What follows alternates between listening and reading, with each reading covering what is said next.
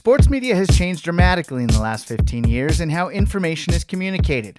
Not only are sports viewed from every device, the news is delivered through social media, and the rush to be first is even more urgent. My guest today has worked with sports networks to ensure what you see on local media is relevant, timely, and helps both brands and athletes get their messaging right. Next on Sports in the Making.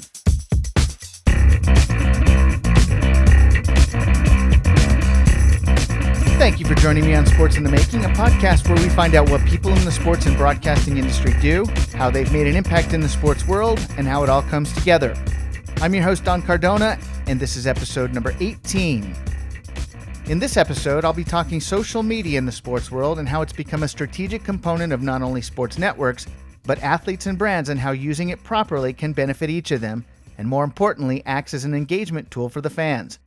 My guest today has worked for the NBA on TNT, NBA TV, Bleacher Report, and the NFL Network on staff at each of those, handling their social media efforts, and now runs Eisman Digital, a company that helps agencies and athletes with social media. We'll talk about the strategies that go into social media campaigns, some common mistakes people make, and how he helps grow brands and business. This is my conversation with Aaron Eisman of Eisman Digital. Hey Aaron, thank you for joining me today. Yeah, happy to hop on and give my point of view, my experience, and tell a little bit about what makes social media such a powerful tool in today's world. Okay, that's your first question then. What does make social media so powerful? You know, for anyone that has a phone, which a smartphone in today's world I call as a mini computer, social media is your form of distribution to the world. You know, whether it's to your friends, whether it's to the general public, it makes it such a powerful tool because it's your own voice that can carry on and can get, you know, whether it's subscribers, can get followers, can get fans that way. And then you continuously build up that fan base through what you can continually post day after day, week after week, month after month. And so it's such a powerful tool because it allows the common person to become, you know, a star. And now that's, you're seeing this whole category of influencers are people that weren't, you know, don't have a famous background, but they become famous through, you know, a dance, you know, through something trending and viral that they do. And it's becoming a whole new category that wasn't even a category 3 years ago. So social media is a powerful tool because it lets not just the famous person and the influencer, I guess you would say, the celebrity back then, post about their life and about what's going on and about their opinion on things. But now it's the common person as well chime in and give their own opinion on things. And that's just what makes it a powerful tool, is everyone can be a part of the conversation, from the small person to the big celebrity. And we all have something to say, and whether, you know, it's good or bad, it at least gives us the platform to use that, you know, the freedom of voice and the freedom of speech, and it lets us be a contributor to the world's conversation. When we talked a couple of days ago, you had mentioned that you got into the business with social media at a kind of the time when it wasn't really given much. It wasn't given much of a attention from networks and you know, media outlets. How has that changed since you started? Yeah, I would say from 2010 to 2013, I know this because although I was in college, I knew this from talking to past social media people. It wasn't really a social media position out there. There wasn't a career in social media those years. It was considered like the PR person or the marketing person has add-on duties for them. It was a thing, obviously. You know, I first got my Twitter account in 2009.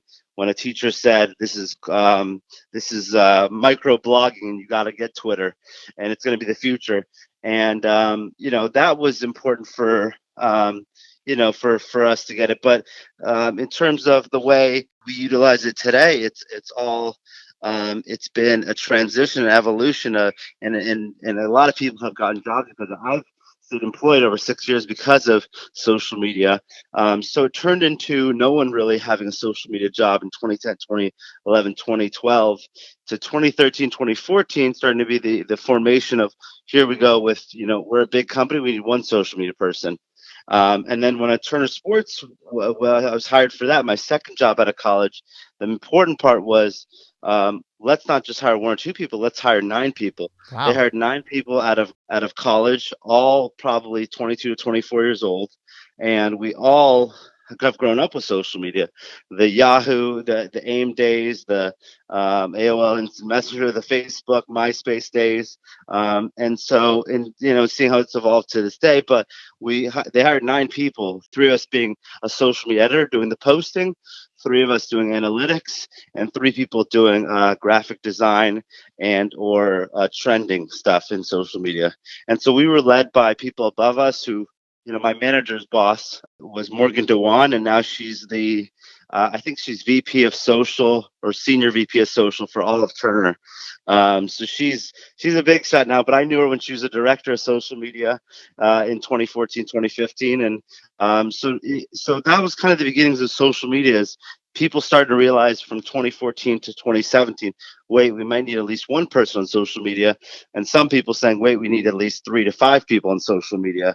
We need an artist, a graphic designer. We need someone that could post, and maybe we need someone that does analytics and the numbers behind it. And there's all sorts of positions that have developed ever since social media turns into a category. But obviously, it all started with someone saying, hey, we need to hire someone full time. We need to pay someone at least $40,000-$50,000 a year to do social media. It wasn't a thing before. I would say it wasn't a thing before 2013, 2014.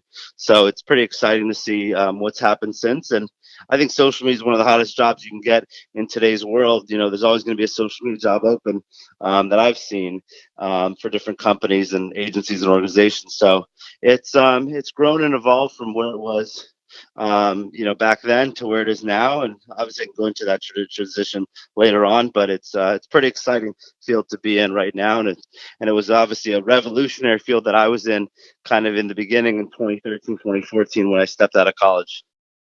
Yeah, let's talk about that, because you had mentioned to me that you had wanted to get into journalism, and then there was an opening at the NBA on TNT, if I'm not mistaken, and that was Mm-hmm. your first job. So explain to me how this became a career for you.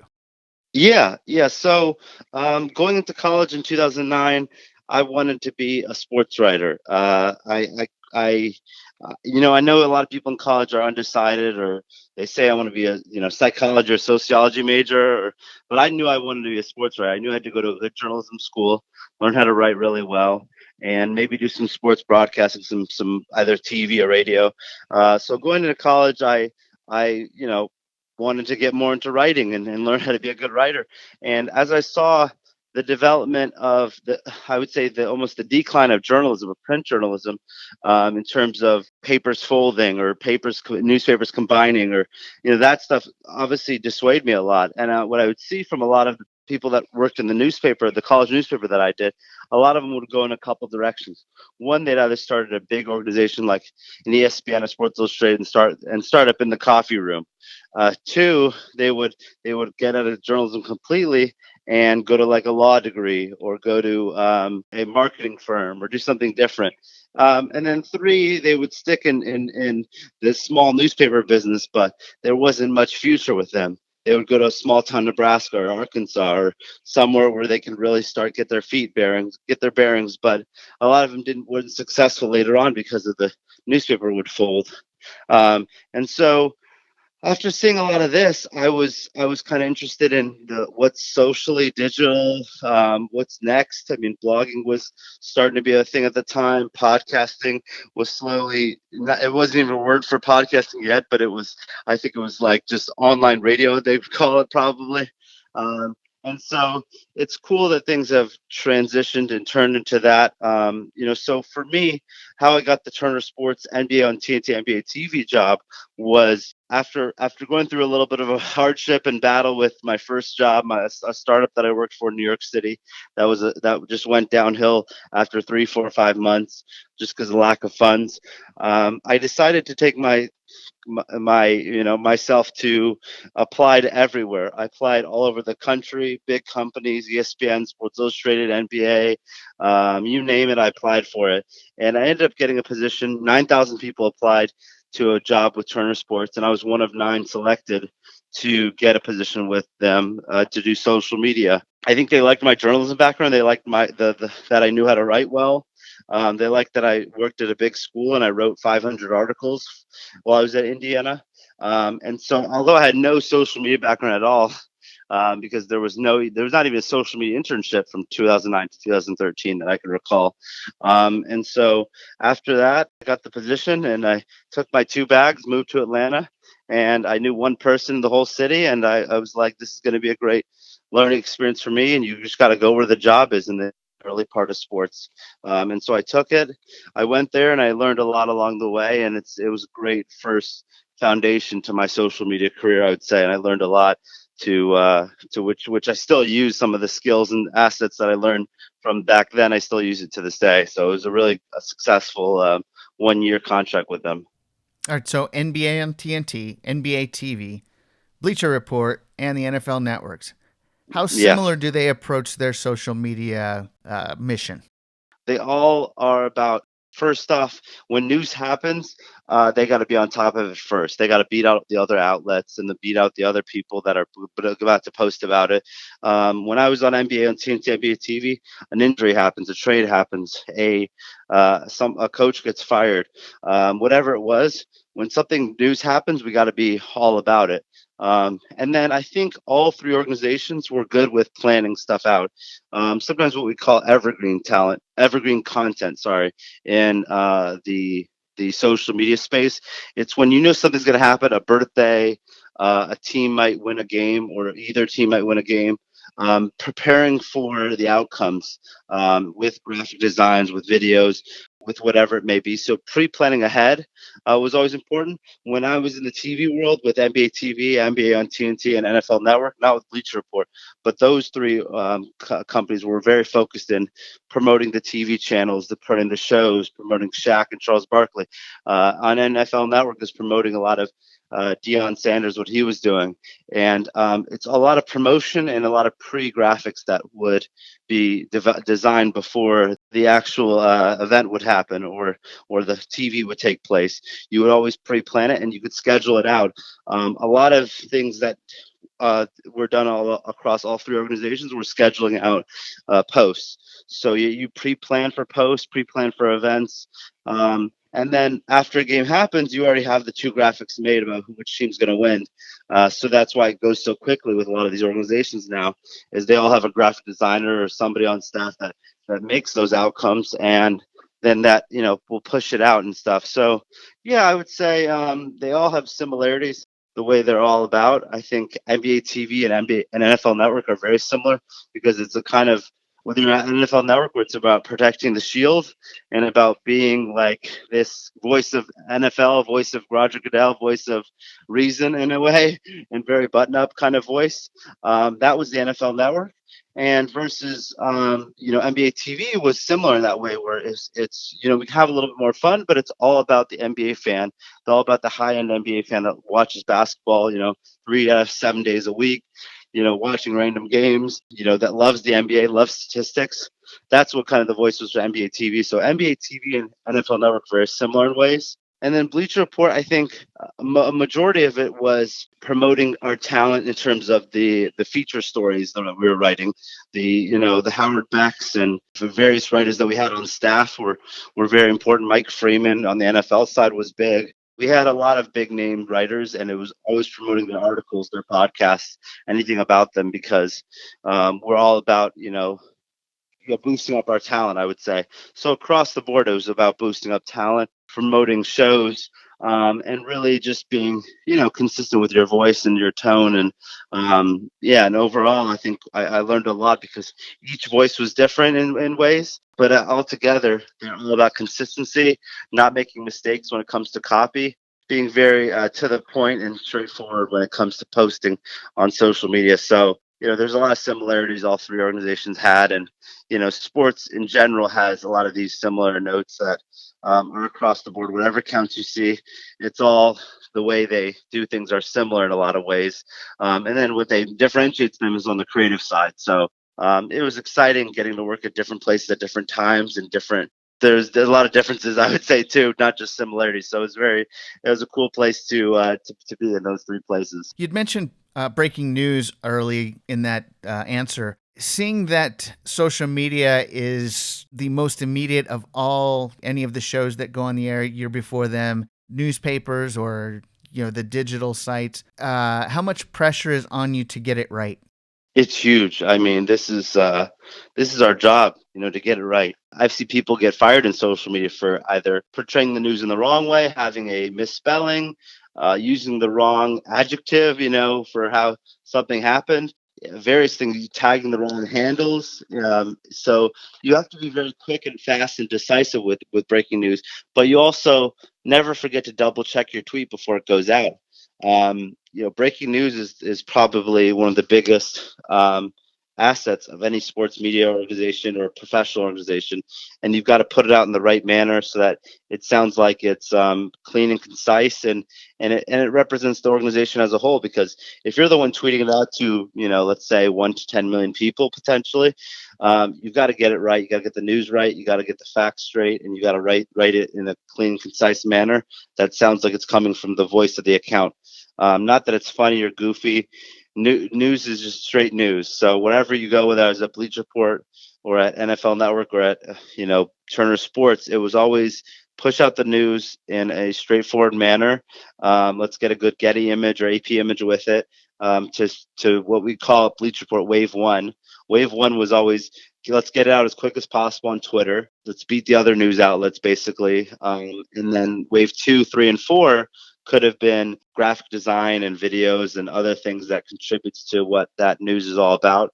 Wave 1 for any organization, I would say, whether it's your Bleacher Reports, your TNTs, your NFL networks, were all about quick, concise, beat the competition, but don't make mistakes. When you make mistakes, people notice it, they screenshot it, and they'll troll you after later on in your tweets. So that's the thing that I know is the negative side, obviously, of social media, but it also keeps you on your toes and makes sure that you have a lot of power when you push that button. And so you've got to be very much in control of what you say and what you do, and can't make mistakes, or else people notice it and they screenshot it and they'll remind you about it. So it's important to get the news right and be factual and contribute the voice of the organization to that tweet, and just to be, don't make mistakes at the end of the day. I'd say, especially on social media, because it turns into a bigger deal with your bosses later on, in terms of the mistakes you've had. Mistakes are okay, but consistent multiple mistakes start to turn to a bad trend for you, and might affect your position with the company. So but I've had a lot of good experience with breaking news, and I even got to break, when I told you when we talked earlier, I got to break the news when Kevin Durant decided to go to the Warriors. And this was July 4th. No one else was on social media for Bleacher Report, and he decides to break the news in a Players Tribune article. No one was expecting that news to come out that day, but it was a big decision, and it's probably one of the biggest moves in the last 10 years in NBA history. So it was exciting, the news happening, and I had to get it right, and everyone was messaging me to get it right and to get it fast and beat the competition, and it worked out well for us. But obviously it's could be a scary thing at times to get news and what to do and what to say, but be on point, be factual, and be correct, and you'll get the most retweets and likes and whatnot that you're looking for. How do you use your journalism skills in social media when you're not around like a beat reporter? Yeah, like there's almost like this AP style stuff that you learn in journalism school. Not everyone, the funny thing is most people, I would say, don't go to school now for journalism to be social media. I mean, some do, but I would say some are on the marketing side or the PR side, or they do other degrees that, English or creative writing or something totally random. But for me, when I came to journalism, I always knew how to write really well on tweets and posts. Double, triple checking names that they wouldn't get them wrong. In terms of saying something like, Purdue head coach blank, it's things like that you have to get right in social media. You don't just write his name out, Purdue head coaches, because most people in the audience might not know who he is or what his name is, but grammar and punctuation have to be on point. Knowing how to use a comma, you'd think is an easy thing, but for most social media people, they don't know how to use a comma or semicolon, or the basic grammar stuff. So My mom in journalism school would always say, "Show, don't tell," and you got to show how you write really well, and it's got to be clean and concise, and you got to show the facts, and when you do that, it comes out well. But people will notice bad English, proper usage of words, and people are sticklers for it on social media. They'll definitely notice it and they'll call you out on it. For example, I saw a top 10 pick the other day. He pushed something on social media, spelled myself wrong. I would jump on his agent right now and say, "What are you doing? Like, you should help him, and you should change this for him because he couldn't even spell myself right." And I saw later on he didn't even change it. And so, as a journalist, you always double and triple check things so you don't get things wrong. And so that's the whole point and purpose of being a good social media editor is the writing ability, the creative ability, and the execution ability. And that's all stuff that you learned when you're in a newspaper. You always learn that on deadline.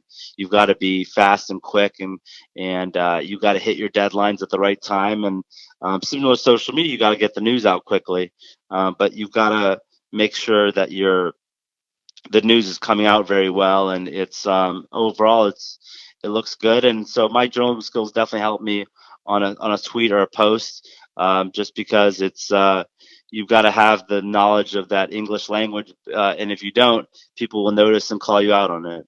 We've talked about you being a part of an organization with social media. You're on your own now with your own company, working with athletes, sports agencies, startups, and other businesses. How is your approach different than being at an organization?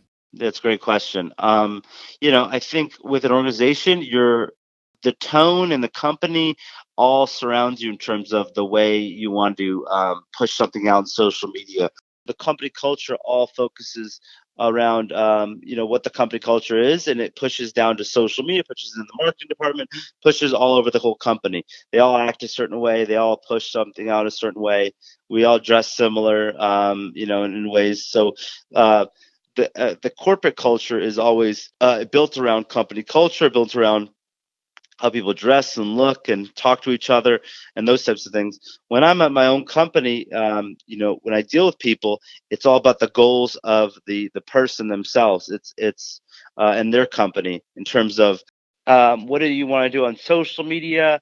How can I help you? It's not always just about posting. I've had clients that come to me and say, "I just want you to do analytics and numbers for us." I've had clients that say, "I just want you to do the graphic design for us." And so it's not always about the posting that goes into it, but I would do a little bit of everything when I was at a big organization. But when I'm not at a big organization, it's very precise skills that I have to show someone.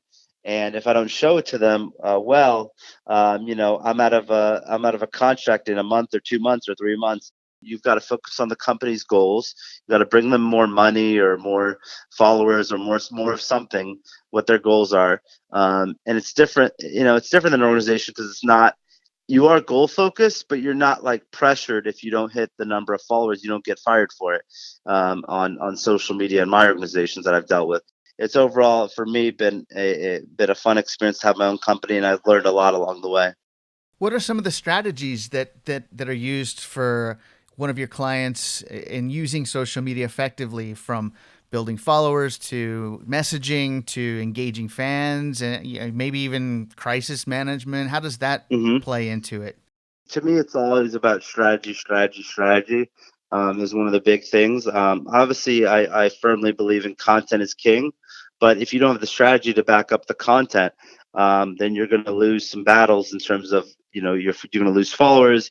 You're not going to gain followers. You're going to not going to have the likes and retweets and follows that you like. So strategy is very key in terms of the way I worry about what I'm posting.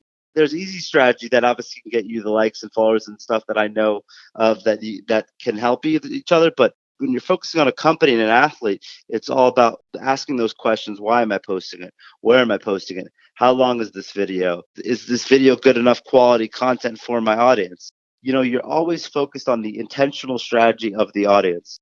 Why are you posting it? When are you posting those questions? Where are you posting it? Those are all important parts of a strategy of an athlete or a company.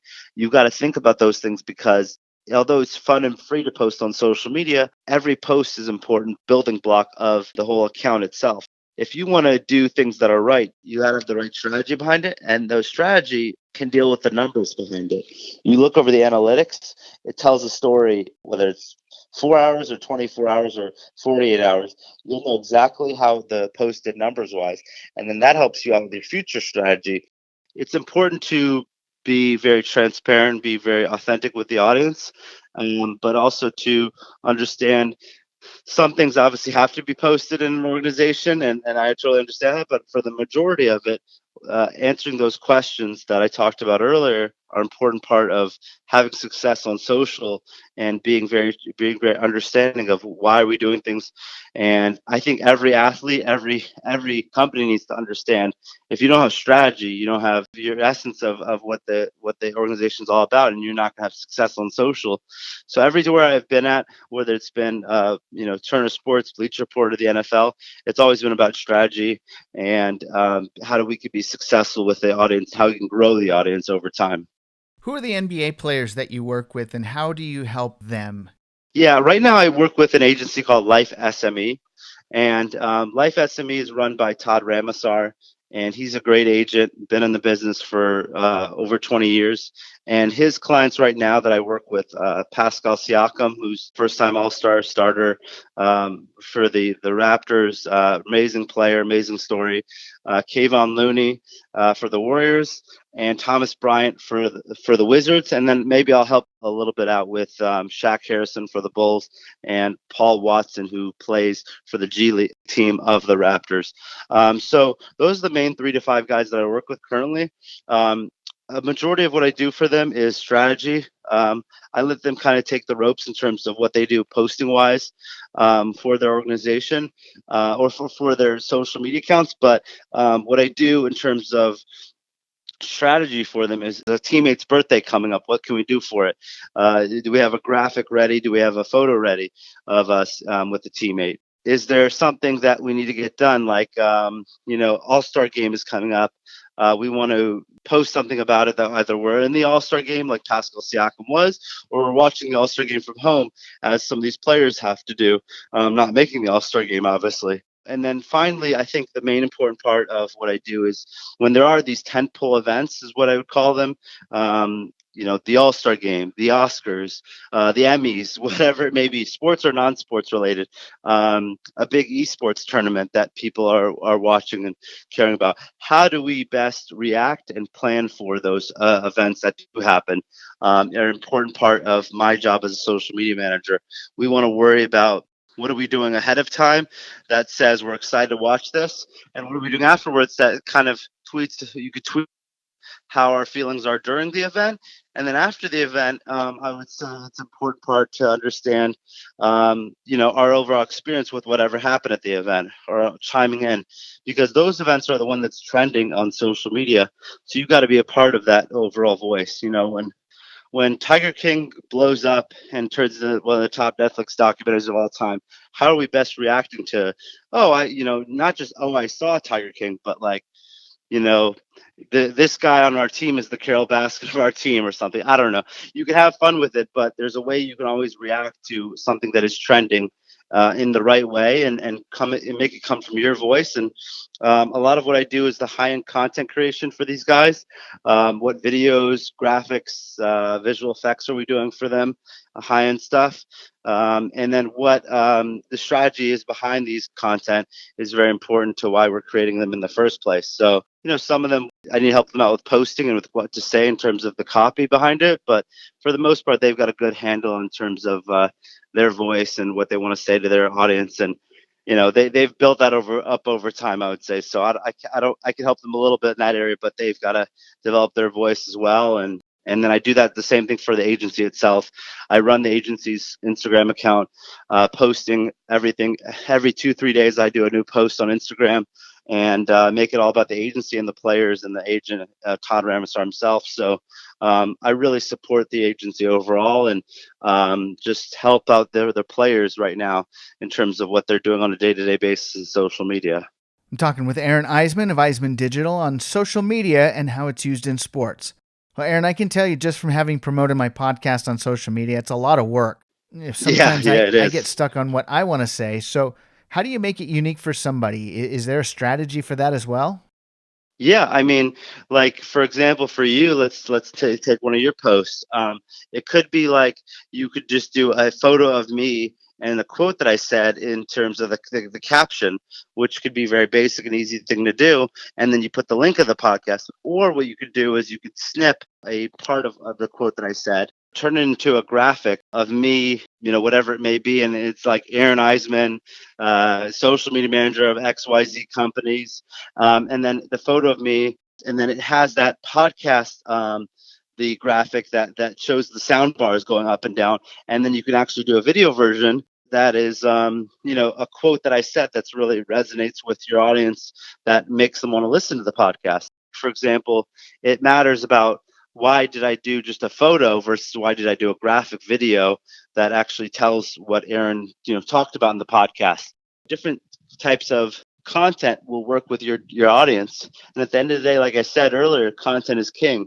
So if you really focus and take your time on what you're pushing out, you're really going to have more success, because you're as a podcast, social media, for example, your content is evergreen. You could post a quote from me today. You could post a quote from me in 5 weeks from now. You could post a quote from me in 10 weeks from now. It's all going to still resonate, because I'm not saying the breaking news stuff, but you could pre-plan those posts from 1 week to 5 weeks to 10 weeks about different quotes that I say, and try to drive more traffic to people to listen to your podcast. So it's very important in terms of, you see what the competition, other podcasts are doing out there, and what technologies they are using to create their content. And if you can't create it yourself, find someone who does, whether it's an intern that whether it's me, who you can obviously isn't free, or get someone, maybe a family member that is good in the design space, or a family friend of yours. But find someone that can make content for you that you can't do. Or plan B is always, and I've started to learn this over my time, a lot of the best graphic designers, the best video editors, a lot of these people obviously have had repetitions over time, but they sharpen their tools by going to YouTube, actually. And YouTube has some of these great tutorial videos that really help you learn how to do graphic design, Photoshop, or whether for videos you're using Premiere Pro and Adobe Effects, Adobe After Effects. You can always learn it yourself, and I've learned it over time myself, but it's also repetitions and stuff like that. But you can find either route to go to. But I hope that answers your question. But it's always, content is king, and you got to worry about the reason you're posting behind it, and why you're doing it, and does this work for my audience? Answering that question. Well, I appreciate that, because I wasn't expecting that extensive of an answer. So, Yeah. so thank you. But that's interesting, though, because I mean, the strategy could be very simple. It doesn't sound too difficult what you're explaining to do, but I think a lot of people may have that idea that they don't know what to say, or they're, it's taking too much time. And I'm sure you've heard those things. So what are some Yeah. of the biggest mistakes you've seen for people who are making social media posts? One thing on the copy side, misspelling things is a big deal that people screw up a lot. Not knowing how to spell something is the basic thing. If you don't know how to spell it, just Google the word and copy and paste it from Google. I've done it plenty of times. I'm sure thousands of social media editors do it. If you don't know how to spell a word, or you don't know how to spell a guy or girl's name, look it up, copy it, paste it from Google, and just move on with it. In terms of doing that post, you shouldn't have room for you to make copy mistakes. And I personally, I've made mistakes in the past, but 99% of the time it wasn't about copy. It was about something else in the post. The other thing is, what you're doing in the copy. Does it sound like the voice of the organization? Wendy's has a great voice, because their social media manager is allowed to have fun with it and allowed to have his own voice. But if Wendy's all of a sudden goes from something funny and goofy to something serious, people are going to be wondering, like, what the hell just happened? Like, did some higher up say, let's not have some fun anymore, or what happened with the voice? The people will notice the changing of the voice and the tempo behind, what you're posting, and when you're posting it, those types of things. But I've seen people call out the wrong name of somebody, and they post the different image of the person. I've seen, mistakes in terms of the graphic being in error, whether it's someone's name being misspelled in the graphic, whether it's the wrong team logo. That's the tough part of social media is when an error does happen, people jump on you and notice it. And that's just the name of the game, I guess. In today's world, those types of things are the most common mistakes that I see on a day-to-day basis. I might be putting you on the spot here, but what are some of the best strategies No, you've no worries. seen? You mentioned Wendy's for a business or for a personal brand. What are some of the best types of quote unquote campaigns you've seen? I think Nike does a good job. I think I told you, and obviously they have the The staff marketing to do budget. it. Yeah. The marketing budget that no personal brand has. But I think what they do a good job of is when there's an issue happening in the world. I think they did an amazing LeBron James video of him from his hometown in Akron to helping out the kids to all that he's done in his career. They've done some amazing videos about him. They've done some amazing women's videos that I think are great about women's rights and women being a part of the sports conversation more. Those types of videos I think do really well. I think what's important is they're very much a company that supports their athletes, and they consistently show it on social media. When you show that support and that love for the athletes, and you do those big campaigns that represent what your athletes are all about, it reflects back on the audience. They love to see it. They mirror it, and they say, "Wow, this company's doing some really great things on social." So I love that. Like I said about earlier, I love the Wendy's voice. As the kids would say these days, they don't mind being savage towards their competitors. Um, they're fine with attacking frozen burgers of McDonald's, or Del Taco not having the right sauces or something. Whatever it may be, Wendy's is fine with having that voice that toes the line. Some sports accounts are doing a good job of creating high end content. I think the Clippers do a good job. Being based in LA, I think what I know about their social media team is they went from a couple interns running their social media accounts to about 4 or 5 people running it that do graphic design, that do video, that do editing, that do a little bit of everything. So they've put in money and time into creating some nice campaigns. When they did the whole stuff about Ralph Lawler, they had an outside team make that video, I know, and they made an amazing video about Ralph Lawler, the announcer being retired a year or 2 years ago, whatever had happened. That was a cool campaign that they were all about, is supporting Ralph and showing the best moments of his career and the 40 years of impact that he made on the organization itself. So that was cool things that they did. The Timberwolves do some great stuff in terms of visually stunning photos and graphics that they do. And then the Panthers and the Falcons are always talked about on the NFL side because they just have a good team around them. They know when to post. They take you inside the players' lives. Both teams are just very forward focusing to giving the followers as much content as possible that shows the organization in a positive light. Those I would say are the ones that stand out to me. Obviously, players stand out typically too. LeBron's doing a lot of dancing videos lately, and those are standing out like crazy in the social media world.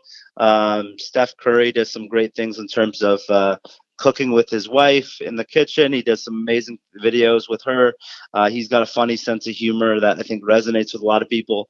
And then I think Damian Lillard has a whole rap career that some people know about, some people don't really know about. He does campaigns based around a new song that he pushes out. And then finally, I think if I picked an NFL guy, Tom Brady does a good job of. He has a whole team behind him too that I know of, but he does a good job of when they do win a game or they lose a game, his team has a reaction based upon it, and it could be funny, it could be quick and to the point, but they always have a reaction ready for any game that happens or news that happens or whatever it may be. They're good about it. So how many of these high-profile athletes actually run their own social media accounts? Would they call you, someone like you, to, hey, this is what I'm thinking of posting, should I? Or do they just do it on their own? And yeah. And how does someone who's smaller handle something like that? Yeah, so I would say majority of the athletes, I don't know the exact number, I don't think it's done research on Sure. it, but I would say probably like 90% of athletes are running their own social media. There's that 10%, the upper echelon that do have the money to hire a social media manager, or their agency has a social media person behind them, or a director of social, something along those lines, or their manager has somebody, or what happens most of the time is if the player can't run it themselves, one of their friends can run it as well for them, and they know how to post for them. So 90% of the time, it's them themselves actually doing it because they just don't want to allocate the funds to a social media manager. Obviously, I think that's going to change over time. It's going to be a bigger deal that more athletes do have social media managers, or at least someone in their agency has a social media person that sticks behind them and that helps them out on a day-to-day basis. That will change eventually, but for now, it's a majority of them don't have it. And for the smaller person, they're mainly going to do things themselves, their own posting, their own photos, whatever it may be. What's nice is if they don't have much of a budget as an athlete, I understand because they're giving money to their family, they need to buy a house or an apartment. Those are more important essentials. What they can do, which is nice, is there are these designers that are in college right now. There are designers that are just out of college that don't charge much or won't charge at all. Honestly, sometimes all you have to do is give them either a tag in the post. You tag them in the photo or the graphic, or you tag them in the copy, the caption of the graphic, which is fine. So you can get away with free posts just by promoting someone's social media. It's amazing to see, because I would say to you, if I had any skills I wanted to learn back in college, it would be graphic design and video editing. Those are the things I wish I learned. And now you can find students right out of college that are amazing at it, or students that are already in college that are amazing at it, because this is what they do. They do video edits, they do graphic edits on the side, and they would love for a professional athlete to say, "Hey, I'm going to give you a tag on my post, and is it cool if I do post this for free, but I'll give you a tag." And sometimes that's a great currency for social media these days. It just depends on the athlete, their budget, the agency, and their budget, depending on how many social media people they fit around an athlete. But I think it's vital in today's world to have someone that is social media, whether it's around the athlete, whether it's in the agency, whether it's on the PR team. Or things do happen. I mean, Jerry Jeudy had all these weird tweets about Big Bird the other day. Jerry Jeudy was a top 20 pick in the NFL draft. Somebody didn't see that in high school he did all these weird Big Bird tweets. Big Bird doing this and Big Bird doing that, and whatever it may be. And somebody, whoever was on a social media team or his agency, not to call them out because I don't know who they are, but they didn't look and find these tweets, and it ends up, I don't know if it went super viral, but it definitely went a little viral, because someone found these tweets. They screenshotted them before he could delete them, and they posted about it. And it's like Jerry Jeudy and I saw Bleacher Report did an alert about it, and a notification to Broncos fans and NFL fans, and it went out to people, and it said Jerry Jeudy does these weird tweets back in high school. And in high school, you don't know if you're going to be in the NFL, and you forget about those tweets. It's been years and years, but if he had a social media person behind him or an agency that was looking through his tweets in the past or his social media posts, you got to take down certain things before your big moment happens when the NFL draft happens and someone does find that stuff. So that's just an example of why people do need social media managers, and I could list off another bunch of examples about what happened in the past about affecting people's draft stocks and affecting the image of someone by doing a social media mistake. But that's just one that comes to mind. And I think that number, that 90% that I talked about earlier, I think it's going to change over time,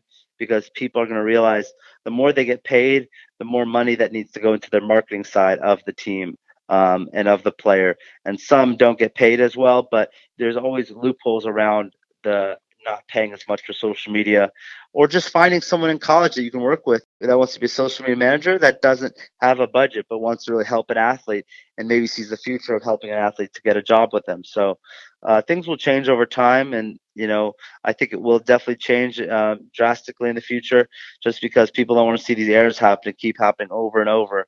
Almost every time there's a big event, someone catches something on social media that someone did in the past, and that can really affect their career for the meantime, and lose sponsorships potentially as well. So athletes will start to have to realize, we need someone that does my social media. I can't do it all by myself anymore. You'd mentioned the future, so let's talk about the future. Right now we have platforms like Facebook, Twitter, TikTok. We've seen some come and go. I don't know how relevant Snapchat is amongst anybody anymore. I'm not familiar with that one. But what do you see the future for social media is as far as platforms and how to approach them? Technology will dictate what comes out next. I mean, obviously, we don't know what's going to be the future ones, but Instagram and YouTube are the hot ones right now. Hot in terms of people love to post on them. They've got both of them have 1 billion to 2 billion monthly active users on their platforms. There hasn't been declines in terms of new accounts on them. There hasn't been a decline of more people using them per month. They're good visual platforms. They do a great job of when you post something, you get good feedback behind it and get good numbers. And you see that you could post something really cool visually that really connects and resonates with the audience. Those platforms are going to consistently do well. If you would have asked me what TikTok was 2 years ago, I'd have no idea what to tell you because I didn't know about it. Maybe 6 to 8 months ago, I didn't know much about TikTok at all. But over these last 6 to 8 months, I've learned that it's a emerging platform. People love it. It's kind of got that Vine-like feel in certain ways. If people remember Vine, where it's that quick videos that are perfect for the short attention span. You can't do a video longer than 60 seconds on TikTok. Most people do 15-second videos, 20-second videos. Half of it's trending dance videos and magic videos, and some of it's storyboard videos with people's families and parents and other people and involved. But TikTok's on the rise. Snapchat's on the super decline ever since Kylie Jenner said, I think she tweeted out something like, who's on Snapchat anymore? Like they lost a bunch of people after that in the millions after she tweeted that out. So Snapchat's on the decline for sure. Facebook has been on the decline for a while because sadly the parents and grandparents are on Facebook. That's decreased its coolness in terms of the millennials and the Gen Z just don't like to be on it as much anymore. I only check my Facebook maybe once a week. Things to watch out for, I would say. Twitter is always going to be around. It's got a very niche fan base, which is nice. And then I would see the incline of Twitch. I think Twitch is a very cool platform. It's not just cool for video games and esports, but it's a live streaming platform that's really great. And more organizations are going to use Twitch over time because it's just a way for you to connect to a new audience that isn't really out there. The esports audience is more on Twitch than it is on any other platform because there's ability to watch their favorite esports professionals and fun people play video games that they love and watch. And it's video games, but it's also live streaming of content. And it's cool to be able to cut and clip your own broadcast and other people's broadcasts through Twitch, which I really like about it. So definitely watch out for Twitch. Watch out for TikTok. Keep an eye on Instagram and YouTube because I think they're always going to be very much relevant in the social media conversation. But if we talk next year, there could be a new platform that I didn't even know about today that is as important and impactful next year. So things change, the evolution changes. I remember it was AOL Instant Messenger, it was MySpace, Facebook, Twitter, Vine, Periscope, Meerkat, all these names that have come and gone, and some have stayed. And it's exciting to see where social media goes next. But every person that is a social media manager needs to be aware of the new emerging platforms and whatnot. It's amazing the power that social media has, and there's a reason that people become influencers. And if someone like Kylie Jenner can practically destroy a platform, that says a lot about how powerful it is. It is very much so. All right, Aaron, what is the most important thing anyone using social media should know? I think always at the end of the day, content is king. Bill Gates wrote about it 20 plus years ago, and it's still relevant to this day. What's important is that whatever you post, it's one thing just to post a tweet with no image, no video, nothing. That's okay. That's works well for Twitter. But for every other platform, it's about what you're posting is the important part. The video, the graphic, the photo, the GIF, motion effects, the animation, whatever you're posting, it all has an impact upon the followers. This could be a screenshot that does really well, that goes viral. It could be someone else's video that you take that does really well for your account. The caption's important and what you're putting behind it, but what's most important is the content. And content is king in my book. You should always be focusing on what you're posting in terms of your content. It's one thing if you're just posting it to your friends and your family and they don't really care as much about the content. Maybe a little bit they do. Generally, like on Facebook, for example, engagement photos, marriage, puppies, babies, they all are always going to do well on Facebook. They're always going to get you pumped up in the newsfeed. But, when you're posting to fans and followers, it's always about the content, the new people that you're trying to attract and the new audience you're trying to engage with. They're going to like or retweet or favorite your post because of the content you're posting behind it. I don't think content was a thing 5 years ago, 3 years ago, but now it's content is king, and you got to be aware of what you're posting and have a reasoning behind it. And if the content's right and the strategy's right and the analytics are right, then you can easily grow your account, whether you're a small account or a bigger account. Well, Aaron, I appreciate all the information you've shared with us. I've definitely learned something on this. For anyone who might be interested, whether it's athletes or even business owners that want to find out more about social media in terms of what your company, Eisman Digital, is doing, how can they find that? Yeah, just follow me on Eisman Digital. It's at EISMAN Digital. I'm on Twitter, Facebook, Instagram, and LinkedIn. You can follow me all there. And also my website for more information on what I do and my past clients is www.eismandigital.com. All right, Aaron, it's been a pleasure getting to know what you do and how it's been done in your career. And best of luck to you and your company in the future. Thank you. You got it, Don. Have a good one. All right, I can't thank Aaron enough for reaching out to me to talk social media, an interesting subject for me for sure. The desire for content, and immediate content at that, as most everyone seems to know by now, has driven many athletes, teams, and brands to focus on getting info out as quickly, accurately, and with the content that many hope will go viral. As they say, content is king, and Aaron seems to abide by that philosophy.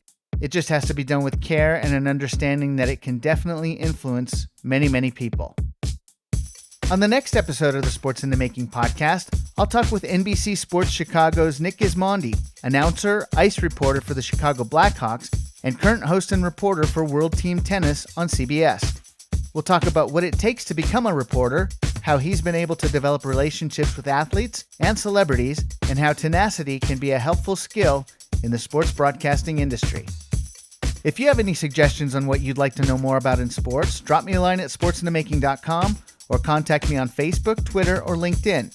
And if you have any questions, I'd love to include them in a future episode with your name. Wherever you listen to this podcast, I'd appreciate it if you like it, share it, and leave positive reviews on your social media channels.